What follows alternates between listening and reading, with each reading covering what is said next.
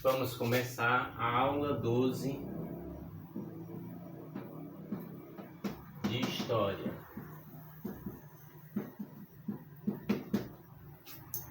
Vamos começar a aula 12 de História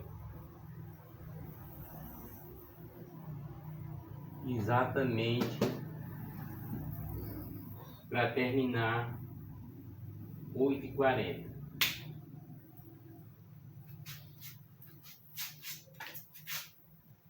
Brasil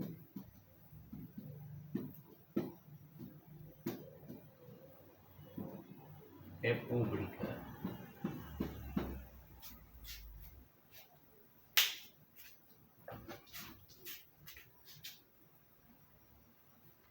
Através de militares, os republicanos chegaram ao poder.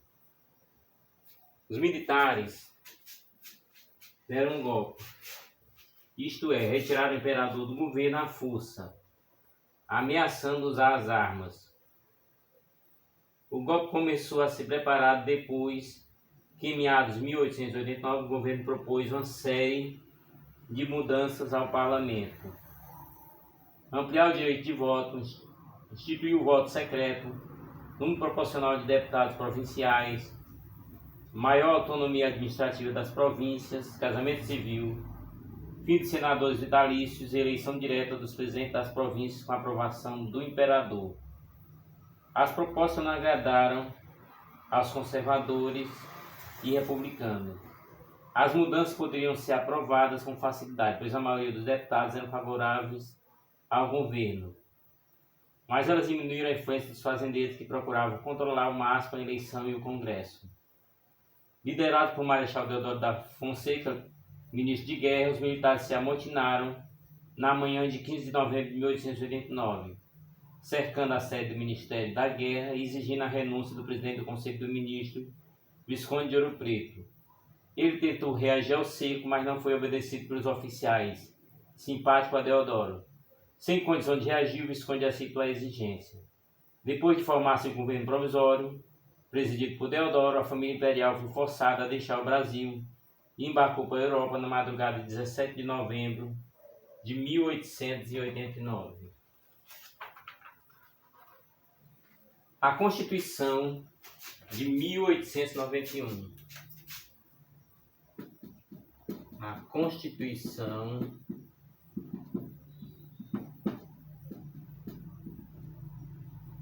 de 1891.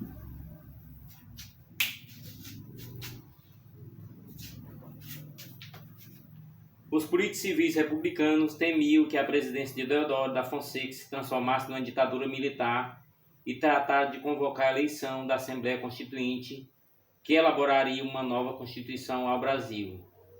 No dia 24 de fevereiro de 1891, após muita discussão, o projeto da Constituição, escrito por uma comissão, foi aprovada pela Assembleia. Portanto, 24 de fevereiro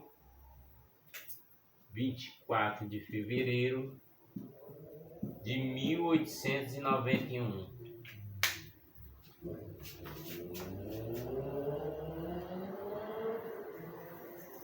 A primeira Constituição do Brasil republicano era parecida com a dos Estados Unidos da América. Ela estabelecia o sistema federativo, ou seja, o Brasil passaria a ser federação.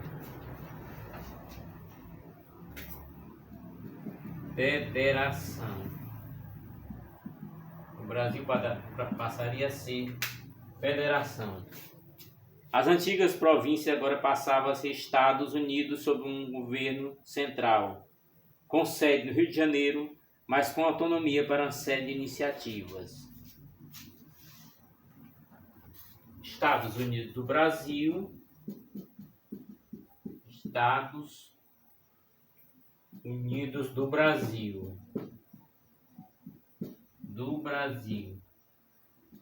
com a capital no Rio de Janeiro.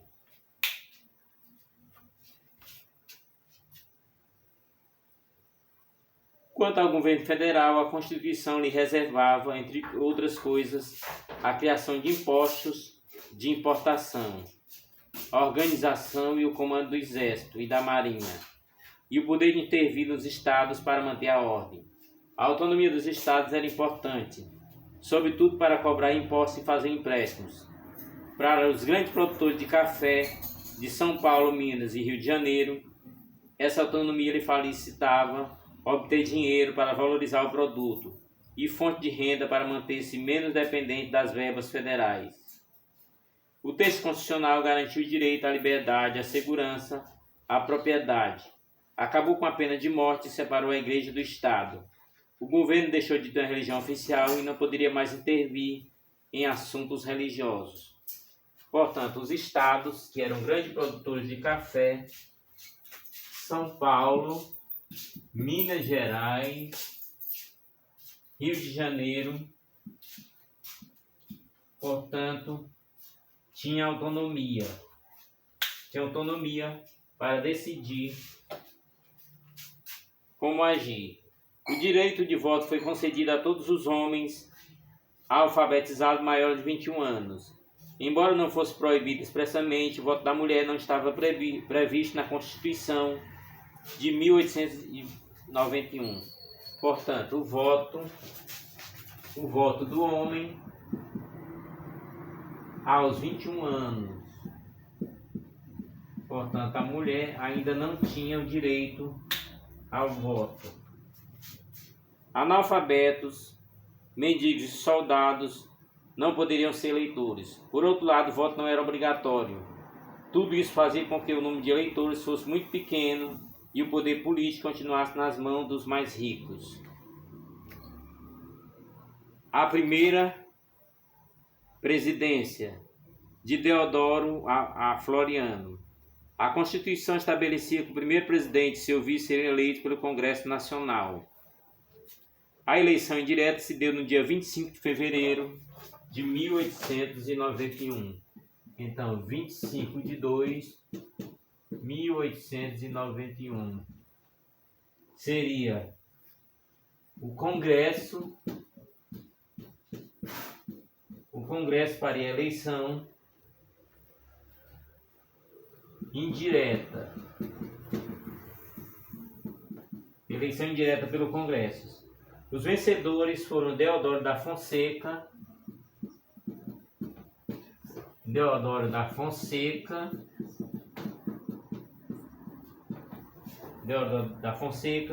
seu vice Floriano Peixoto. Portanto, estava formado o primeiro governo republicano. O ano de 1891 iniciou com grave crise econômica e com a desvalorização da moeda brasileira. Empresas e bancos faliam e o custo de vida subia velozmente. Nessa época, Rui Barbosa era o ministro da Fazenda. Portanto, ministro da Fazenda era exatamente o famoso Rui Barbosa.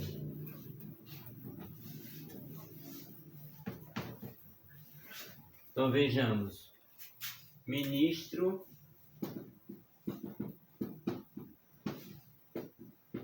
da Fazenda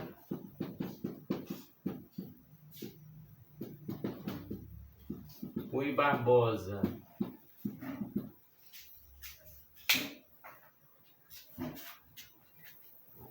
Para enfrentar a situação, Deodoro pretendia aumentar seus poderes e colocou no governo antigos políticos do Império, o que levantou suspeita entre os republicanos. O presidente tentava pôr em prática aquela ideia de um governo forte e centralizado que os militares tanto defendiam. Como o Congresso se opôs a essa tentativa, Deodoro fechou no dia 3 de novembro de 1891.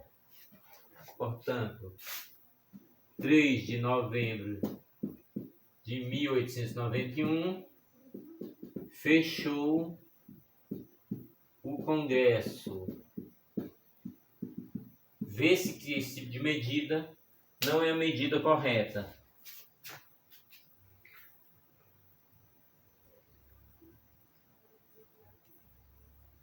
Com promessa de convocar novas eleições para breve, promoveu uma reforma constitucional. Porém, sem apoio das Forças Armadas e pressionado por civis, Marechal renunciou no dia 23 de novembro de 1891. Portanto, 23 de 11 de 1891, renunciou.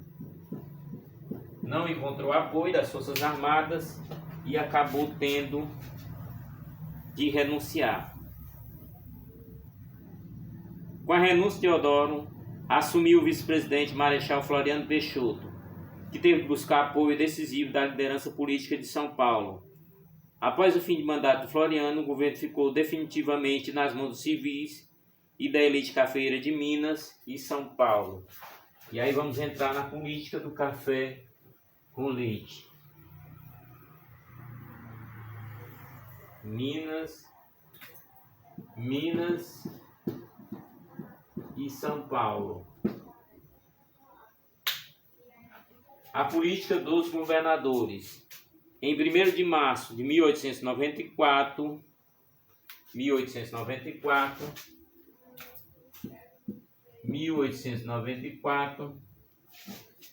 o paulista Prudente de Moraes foi eleito presidente da República.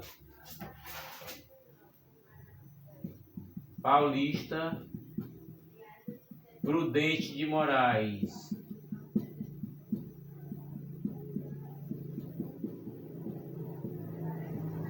Prudente de Moraes foi eleito presidente da República. A não ser pelo breve período de 1910 a 1914, quando governou Marechal Hermes da Fonseca, os militares não voltaram a ocupar a presidência durante a República Velha.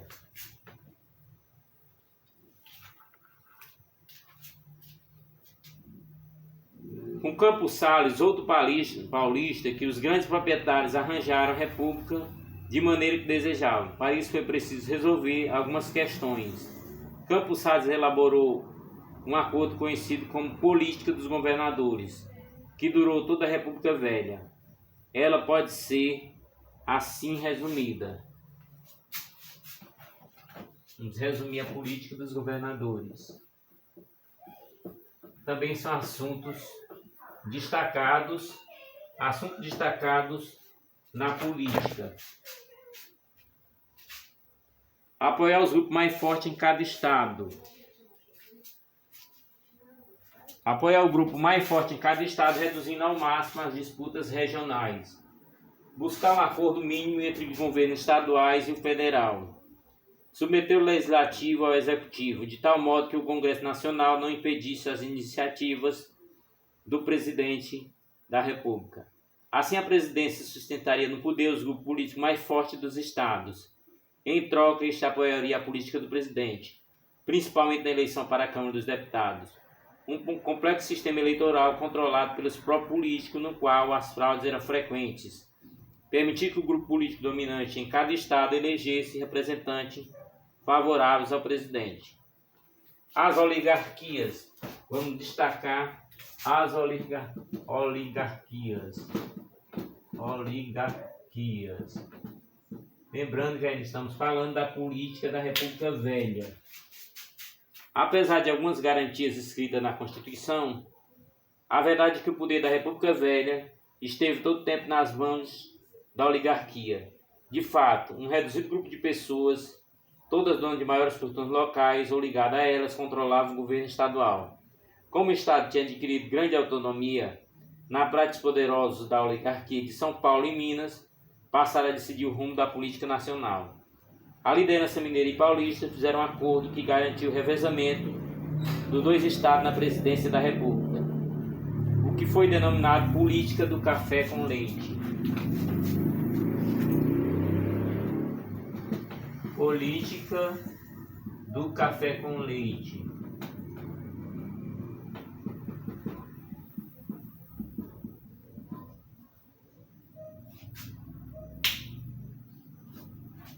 A liderança mineira e paulista fizeram esse acordo de revezamento dos dois estados na presidência da República.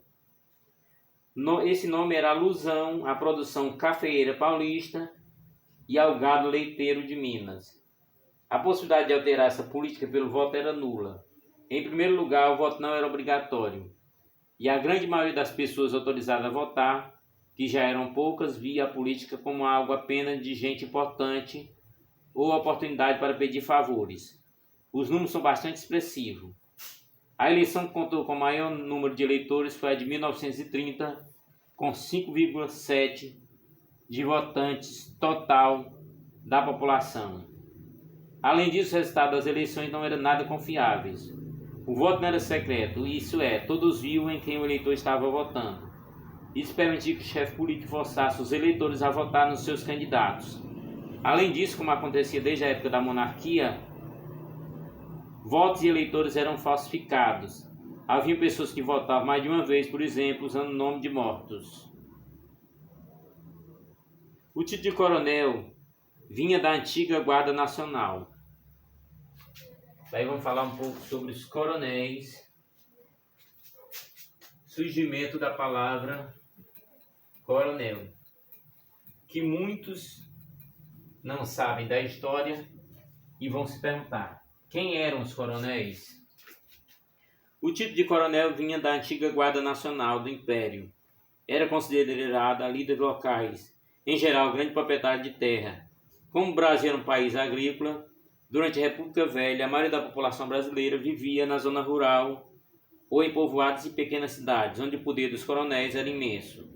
Os coronéis não controlavam apenas eleições, também distribuíam favores, cumprindo funções que o próprio Estado não cumpria. Em troca, exigiam o voto da pessoa a quem ajudava. Assim que desejasse ocupar a carga na administração pública, por exemplo, teria de se tornar um dos seus protegidos. Como o serviço de saúde pública era ruim, em muitos lugares inexistente, era o coronel quem doava remédios, emprestava dinheiro ou cedia veículo para levar doentes mais pobres a hospitais. Os coronéis eram procurados também para resolver questões de justiça e, caso fosse seu interesse, chegavam a proteger criminosos. Muitos coronéis possuíam até força militar própria. São Paulo, Minas e o governo federal. O estado de São Paulo conquistou grande autonomia em relação ao governo federal, graças à exportação de café, que gerava grande renda à sua poderosa força política. Para ter uma ideia da importância do café na economia brasileira da época, basta lembrar que o produto correspondia a 60% de tudo que o Brasil exportava. Portanto, o café de São Paulo, 60% da exportação do Brasil. Portanto, o que o Brasil exportava, 60% era o café. Entre 1894 e 1906, os paulistas conseguiram eleger 3 presidentes: Prudente de Moraes, Campos Salles e Rodrigues Alves. Foram os presidentes até 1906. 1894 até 1906. Tivemos Prudente de Moraes,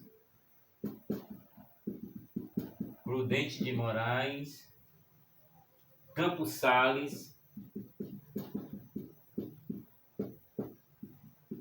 e Rodrigues Alves. Os presidentes que foram eleitos até 1906. A situação de Minas era um tanto diferente. O estado não tinha só o café como principal produto, mas também o leite. No entanto, não possuía a riqueza econômica de São Paulo, que fazia mais dependente do governo federal. Contudo, a partir de 1897, os mineiros conseguiram vencer suas disputas internas e se unir para impor na política nacional. Foi então que surgiu a política do café com leite. Paulista e mineiro passaram a se revezar no poder. Em 1909, porém divergência em função da valorização do café, provocaram o rompimento do acordo. Portanto, vamos anotar que em 1909,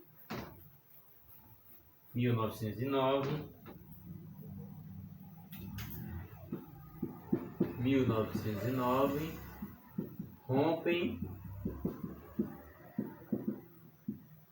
o acordo. Então, a política do café com leite, as divergências em função da valorização do café provocaram o rompimento do acordo. Na sucessão presidencial desse ano, os mineiros apoiaram o militar Hermes da Fonseca, eleito, e os paulistas, um civil Rui Barbosa. A divergência entre mineiros e paulistas permaneceram até 1913, quando, num pacto realizado na cidade de Ouro Fino, em Minas, de novo dois estados concordaram em se revezar na presidência. Esse acordo só seria rompido em 1929. A sociedade brasileira na Primeira República, como era composta, né? A imigração. Como já vimos, com o fim da escravidão, os criadores de café buscaram outra alternativa para garantir mão de obra. Os imigrantes. Desde o Império, algumas experiências vinham sendo tentadas, mas a imigração só se intensificou depois que a escravidão foi totalmente abolida no país. Assim, entre 1887 e 1930, entraram no Brasil cerca de 3,8 milhões de estrangeiros. Portanto, de 1887 a 1930, 3,8 milhões de estrangeiros entraram no Brasil. Esses estrangeiros,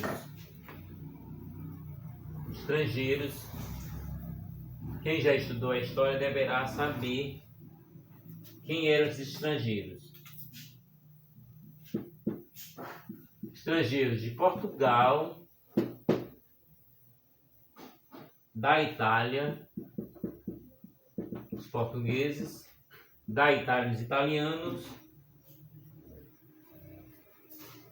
da Espanha os espanhóis, da Alemanha os alemães e também do Japão. Então, esses estrangeiros de Portugal, da Itália, da Espanha, da Alemanha e do Japão vinham para trabalhar nas fazendas. Em geral vinham para trabalhar nas fazendas. Grupos menores como judeus, sírio-libaneses, estabelecidos principalmente nas cidades sem financiamento do governo. Então, vamos colocar menos, um pouco menos, né? Menos vão ter judeus, sírio e libaneses.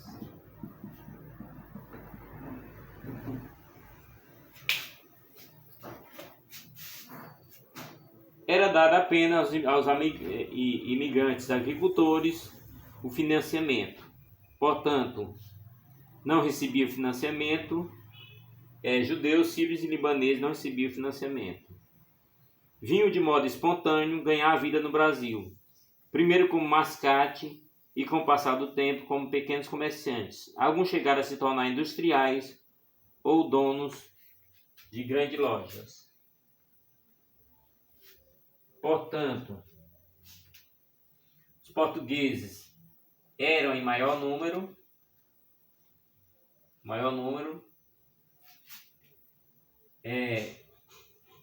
os italianos um pouco menos, né? Espanhóis como terceira força, japoneses, alemães e os outros, sírio-libaneses, judeus, holandeses, ucranianos e suíços. Todos eles eram imigrantes que entraram na terra brasileira. Vamos destacar agora, nesse período da história do Brasil, até 1930, vamos destacar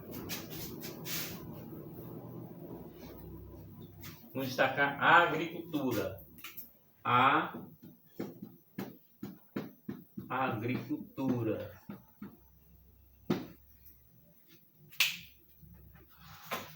Durante toda a República Velha, o Brasil permaneceu um país agrícola, embora outras atividades econômicas crescessem.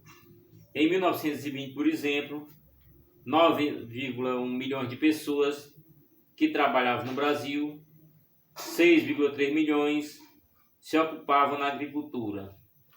Portanto, a agricultura prevalecia no Brasil em 1920. 1920, de 9,1, 6,3 milhões trabalhavam na agricultura. Portanto, era a atividade predominante. Contudo, a principal fonte de lucro era o café, com São Paulo à frente. Nesse estado, as riquezas produzidas pelo café proporcionavam o desenvolvimento de novas plantações. E aí surgiram novas plantações, né? Arroz, feijão, milho e algodão. Arroz, feijão, milho e algodão. Se o café era o carro do trem, né, impulsionava novas culturas, como arroz, feijão, milho e algodão. O crescimento da cidade e a expansão da indústria veio logo em seguida. Então vamos estar falando um pouco sobre o crescimento das cidades.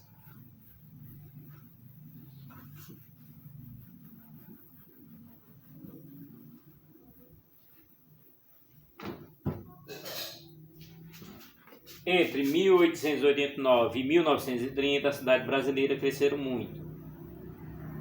Mas a cidade que mais cresceu, sem dúvida, foi São Paulo.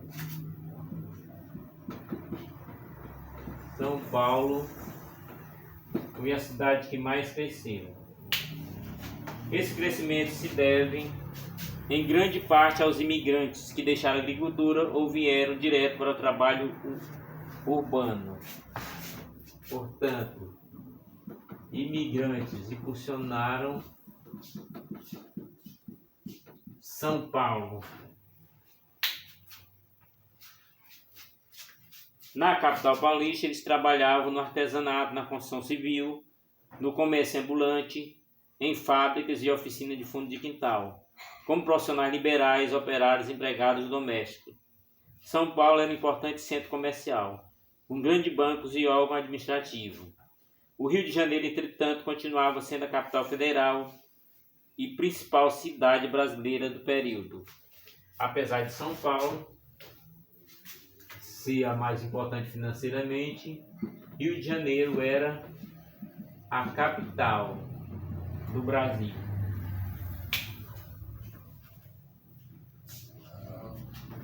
Vamos estar destacando agora a indústria. Vamos estar destacando a indústria. Quando em 1889, o golpe militar de 15 de novembro instalou a República, as fábricas eram mais importantes do país concentravam-se no Rio de Janeiro. Mesmo assim eram poucas, mas porque naquela época a maioria das indústrias se concentrava na capital. Porque depois da decadência do café, do Vale do Paraíba, negociantes e proprietários deslocaram seus investimentos para o setor industrial. Além disso, os grupos de bancos do país estavam sediados no Rio e podiam emprestar dinheiro para esses novos investimentos. Havia também um mercado consumidor razoável, composto não só pela população da capital, mas da cidade próxima, ligada ao Rio por ferrovias. Quanto à mão de obra, havia entre a população pobre do Rio um grande número de pessoas disponíveis, embora despreparadas. Além disso, imigrantes estrangeiros e brasileiros de outras regiões do país se dirigiam à capital federal em busca de emprego. Já em São Paulo, a indústria passou a crescer após o fim da escravidão. Mas somente em 1920 o estado de São Paulo superou a capital federal. Quais os números, né? 1920, São Paulo supera o Rio. do Peru-Rio com 33,2%, 33,2% contra 16,6%. Em termos de produção industrial, enquanto Rio Grande do Sul ocupava o terceiro lugar com 11%. Rio Grande do Sul, 11%, terceiro lugar. Portanto, a indústria de São Paulo passou a predominar. Os produtos mais fabricados naquela época eram tecidos, alimentos, bebidas e roupas. A indústria de tecido e algodão foram as que mais cresceram, surgindo várias com mais de 1.000 empregados. Durante a República Velha, contudo, o governo brasileiro não esteve preocupado em incentivar a indústria. A prioridade continuava sendo a produção e exportação do café. Portanto, qual a indústria daquela época? Vamos colocar aqui a indústria daquela época. A indústria de alimentos e roupas. Alimentos e roupas. Alimentos e roupas. Indústria de tecido de algodão. Tecido de algodão é o que mais crescia. Tecidos de algodão, as que mais cresciam. Agora vamos entrar no assunto da borracha. Alguém deve ter estudado sobre a borracha. Foi na Amazônia, formada pelo estado de Amazonas e do Pará. Amazonas e Pará.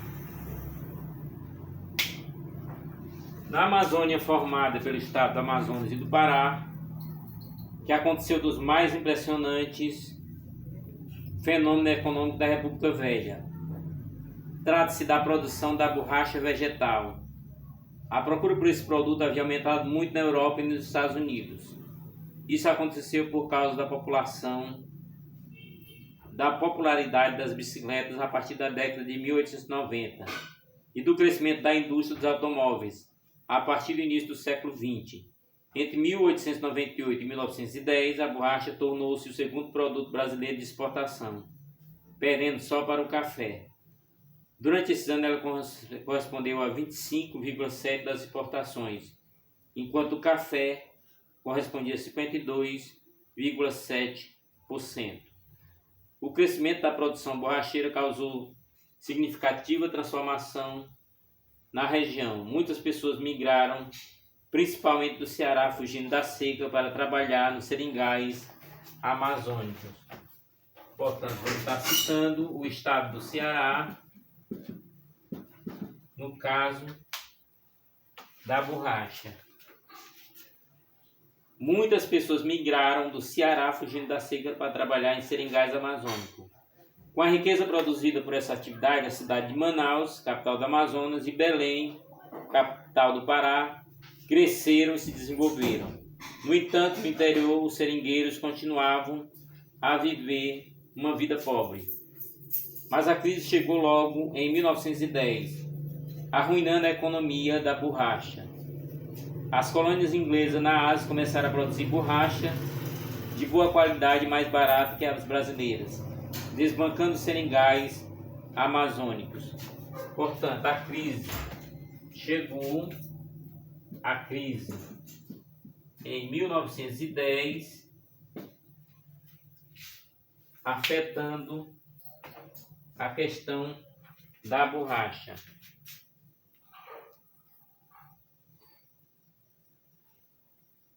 Revoltas populares e rebeliões contra o regime. Durante as primeiras décadas de existência, a República Brasileira enfrentou um país em mudanças, revoltas, motins, rebeliões, conflitos e movimentos populares de oposição ao regime foram reprimidos pelo governo. Revoltas no campo, portanto, revoltas contra o regime. Vamos citar aqui nesse texto as revoltas contra o regime.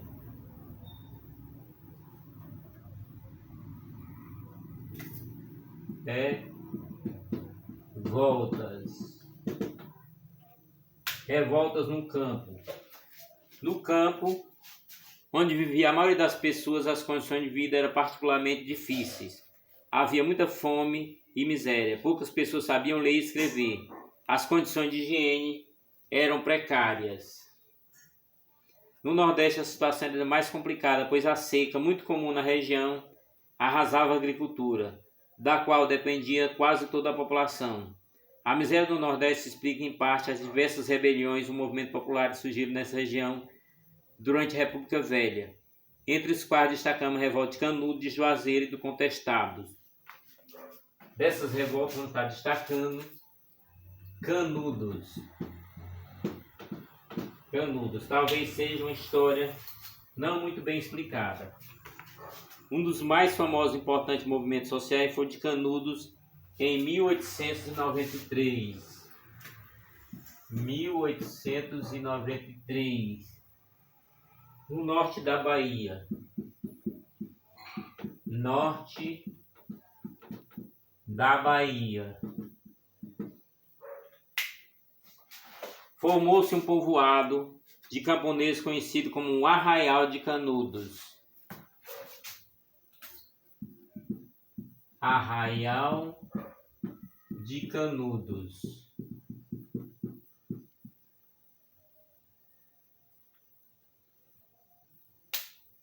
O líder da localidade e fundador do Arraial era o cearense Antônio Vicente Mendes Maciel, conhecido como Antônio Conselheiro. Portanto, Antônio Vicente Mendes Maciel. Antônio Vicente Mendes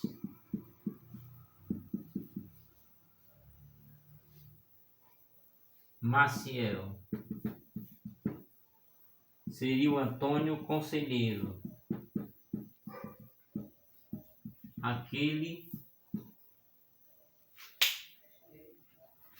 conhecido como Antônio Conselheiro. Sua pregação de doutrina católica acabou traindo milhares de camponeses miseráveis que encontravam esperança nas palavras e no exemplo de Conselheiro. O Arraial chegou a ter entre 20 e 30 mil habitantes.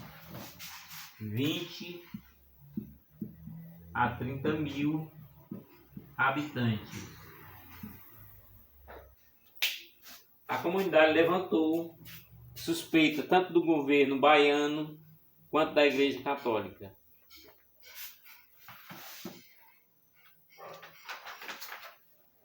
Os sertanejos haviam construído uma pequena cidade autônoma, aberta aos que não tinham para onde ir ou que procuravam outra alternativa além do trabalho nas grandes fazendas. Os proprietários temiam que com Canudos a mão de obra diminuísse e novas comunidades semelhantes surgissem no sertão. Utilizando como pretexto o corte ilegal da madeira em terra próxima ao Arraial, o governo baiano enviou tropas a Canudos para destruir a comunidade. Depois de 3 tentativas frustradas de derrotar Canudos, as 2 últimas organizadas pelo governo federal, o Arraial foi arrasado e Conselheiro foi morto. Isso ocorreu em agosto de 1897. Portanto, em agosto de 1897.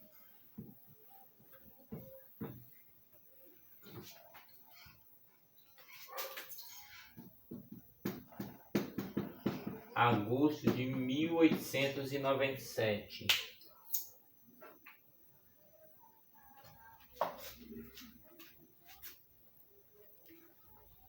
Depois de 1 mês e meio de lutas, em que a comunidade enfrentou forças federais, que contavam com 8 mil homens e armas modernas.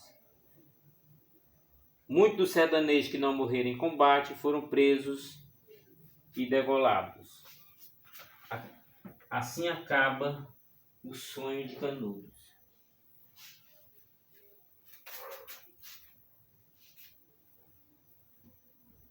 Agora vamos para Juazeiro. Juazeiro. entre 1872 e 1924, 1872, 1924, na cidade de Juazeiro, no Ceará, formou-se um movimento em torno da pessoa do padre Cícero Romão Batista. Padre Cícero Romão Batista.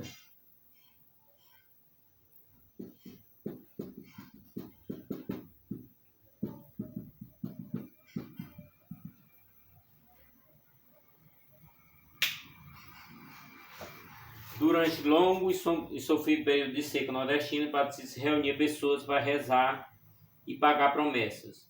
Com o tempo, as pessoas passaram a acreditar que o padre fazia milagres, e muitos foram morar em Juazeiro ou visitar o sacerdote em Romaria.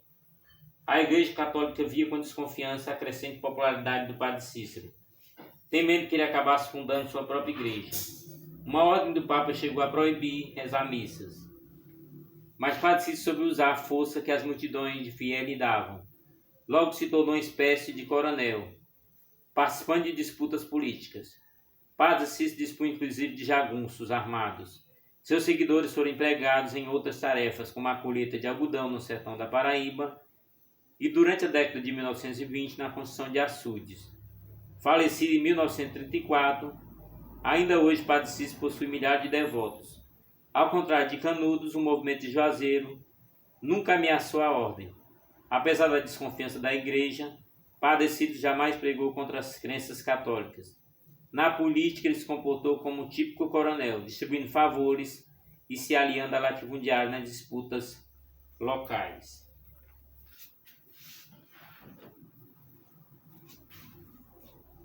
Agora vamos à revolta do contestado.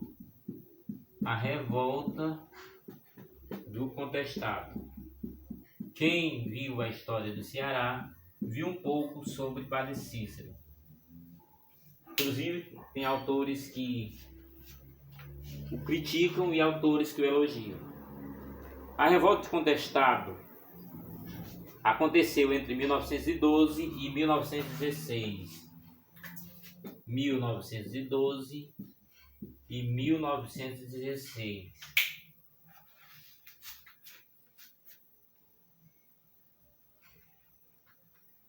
Numa região chamada Contestado, porque era disputado pelo estado de Santa Catarina e Paraná. Santa Catarina e Paraná estavam disputando essa região. Ocorreu a maior rebelião camponesa do Sul. Tratava-se de 50 mil pessoas que lutavam pela posse de terra e esperavam o exército encantado de São Sebastião, que viria instalar um reino igualitário.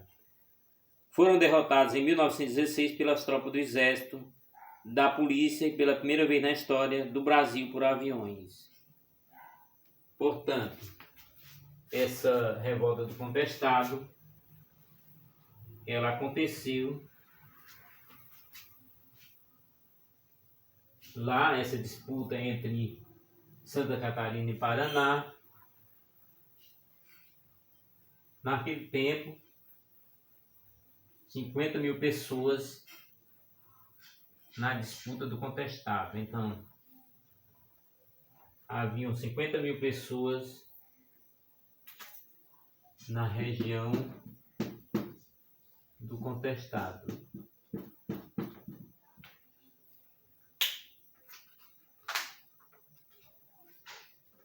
Revoltas na cidade. Em algumas ocasiões, os trabalhadores organizavam-se em greve, protesto e revolta contra patrões e governo. Reivindicavam aumento no salário e melhores condições de vida.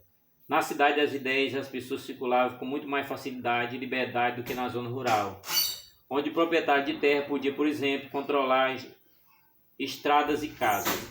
Naquela época, as condições de trabalho nas fábricas e serviços em geral eram bastante duras. Não havia férias, 13º salário, licença maternidade, hora extra ou aposentadoria.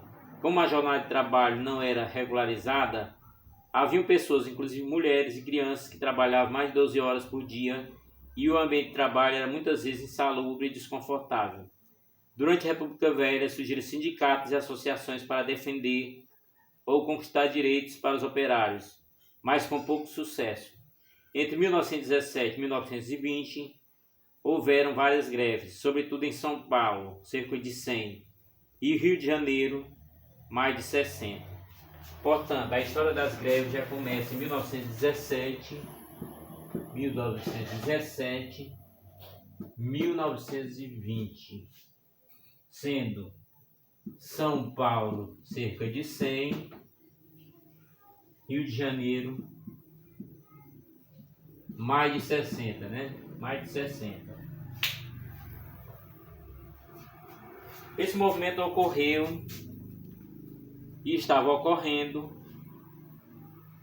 no mundo. Além das duras condições de trabalho, uma das causas desse surto grevista foi a alta dos preços com a Primeira Guerra Mundial, que ocorreu de 1914 a 1918. Portanto, ficou bastante difícil a importação de produtos europeus. Por causa da falta de produtos, os preços se elevaram, prejudicando a população mais pobre. Houve também especulação com o gênero alimentício.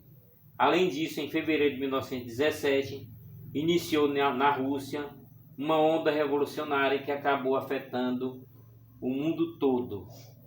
E foi exatamente a Revolução Russa. Esse assunto vamos estar vendo nas próximas aulas,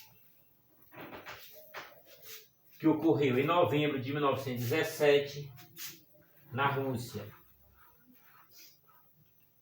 Nesta aula, como é a aula de História do Brasil, veremos apenas um pequeno resumo. Após violenta disputa, instalou-se o socialismo, regime político dirigido por trabalhadores rurais e urbanos. Esse regime tomou todas as fábricas e propriedades do Estado, promoveu radical reforma agrária, dividindo as grandes fazendas camponeses. Nascia o primeiro Estado socialista da história. Tanto dentro da própria Rússia quanto nos demais países do mundo, o socialismo foi fortemente combatido por indústrias e fazendeiros que se opunham a ele. Na Rússia, o socialismo se consolidou após uma das mais violentas guerras civis da história, entre 1918 e 1921. Vamos estar vendo nas próximas aulas.